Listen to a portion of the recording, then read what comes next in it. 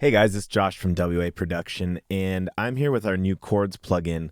I just wanted to go over how you can start from scratch to create something really cool, ignoring the presets essentially, and just coming up with some interesting chords here. So if you don't know how to get to kind of an initialized situation here, if you start with a preset like that one, you can remove each of the chords by hitting this minus sign, and so now you just have one chord. You're starting with one chord here, simplifying it. I've got it connected right now to Imperfect, our imperfect synth, but you can connect it to pretty much any synth that can accept MIDI, and it's different in every single DAW how to set it up, so I'm not going to go into how to route the MIDI properly in FL Studio or any other DAW right now, but what you can do is go take a look on our website in our help center, and there are instructions there for how to route MIDI plugins in a variety of the major DAWs. We've got a bunch of instructions there, so go check it out. In this video, like I said, I'm going to show you how to kind of create something cool essentially from scratch. So right now we've just got this one chord in the key of F. Let's just kind of make some decisions and go from there. So I want to create a cool, maybe melancholy, sadder, maybe kind of hip-hop inspired track chord progression here. Let's just pick maybe like a random key. So we've got A flat here. So we'll start with an A flat suspended fourth chord. It's a little fast for my liking. Let's increase the speed.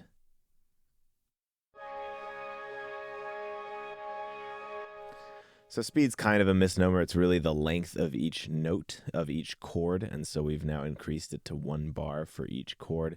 Let's make the length of our loop 4 bars. Right now it doesn't really matter because we only have one chord.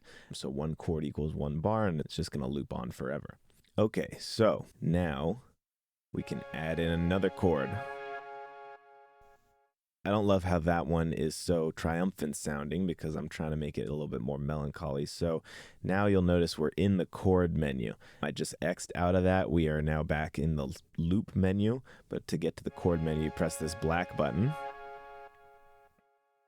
And what we can do is within the chord menu, we can adjust each chord itself. So I'm going to put that into minor.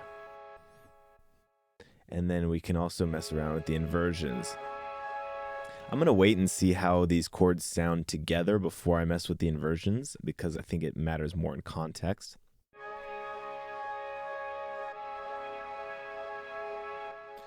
So I like that as a start. I think that's sounding really cool.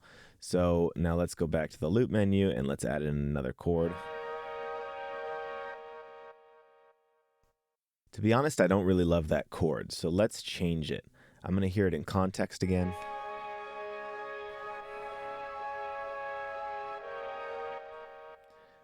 I mean, it works, obviously. Everything Chords is going to do will work, but let's try something different.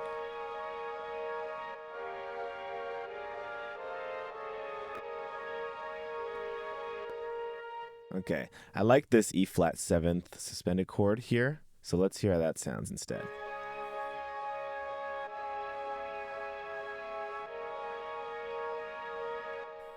Okay, I like that. Kind of gives it a little bit more tension, I think, and a little less, I don't know, the other one sounded a little more corny to me in that instance, but it's all personal preference and depends what sounds good to you. All right, now let's add a 4th chord in. Let's hear it in context.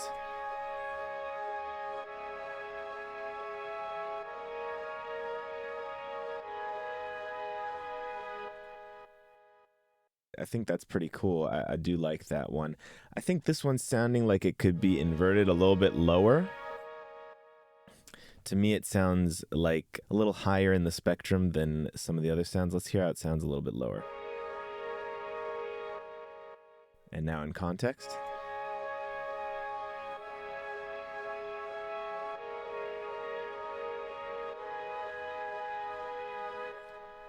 That is dope. I really like that a lot. So now what I think I would like to do is actually make this into an 8-bar loop, and I'd like to add 8 chords because of that. So what I want to do, though, is I want to use 3 of the 4 same chords. So that's a common technique. Rather than just looping the same 4 chords over and over, you can have an 8-bar loop that is almost the 4 chords looped over and over, but there's 1 chord that's different or something like that, that just gives it a little bit more variety and change. So let's show how we can do that. So if we've got this chord, the A flat suspended 4th chord, let's add another chord here. And you'll see that this position in the selector here is the same as this one. So it'll be the same chord. So we can easily just do that for this one as well.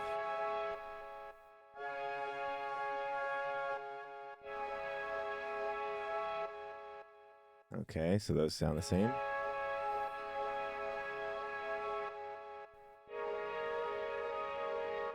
So this is the one I think I want to make different. So let's decide on another chord to put in here. That one is different. That sounds kind of cool. Yeah, so that's pretty cool because it's a similar chord, but gives it a little bit different character. And then this last one, what was that? So A flat minor. Okay, so let's hear how our new chord progression sounds all together.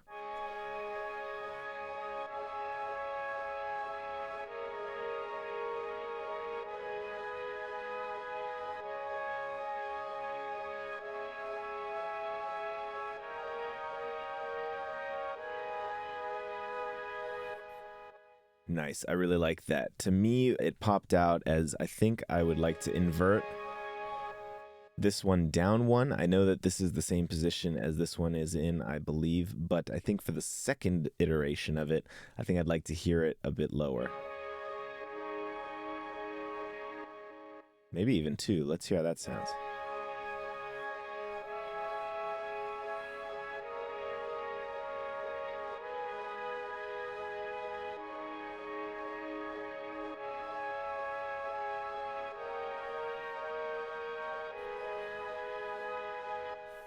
So I think that may have been a little excessive. So let's put it back to 1 down, just so that in case you guys don't know already, an inversion is just a different fingering of a chord. Let's say a root position of a C major chord is C, E, G.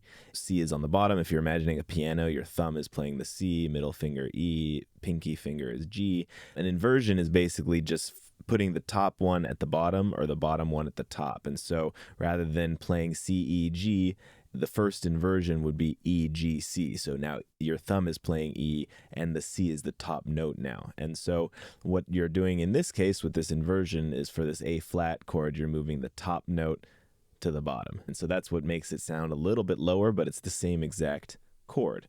So let's have a listen.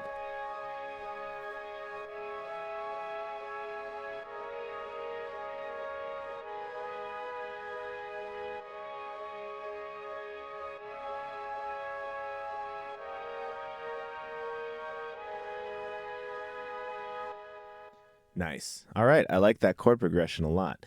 One thing I want to mention as well is that we're not adjusting the velocity. We can, but for this kind of instrument, for, whatever kind of synth chord pad sound in electronic music, hip hop, EDM, that kind of thing, velocity isn't as important to adjust. It depends on your taste. If you want to, you can, obviously.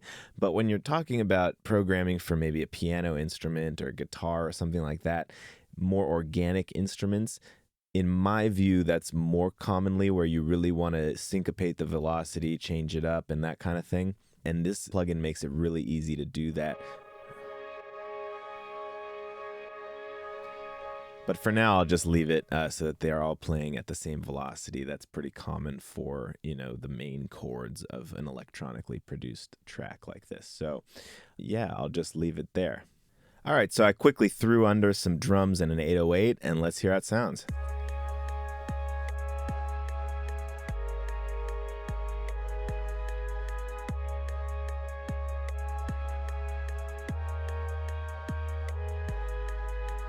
All right, so I hope you guys found this video helpful. I love this new plugin of ours. It makes creating awesome chord progressions so quick and easy. No matter your skill level with music theory, if you are new to music theory, it's really helpful to learn how chord progressions are built, how chords are structured, all of that in an easy way. But if you're not new to music theory, it's still super helpful as it's a huge workflow enhancer. And it also helps give you a ton of inspiration, just throwing in chords, messing with the presets, seeing what you can build out of it. So hope you've enjoyed this video. I hope you enjoy the plugin, and I will catch you guys next time.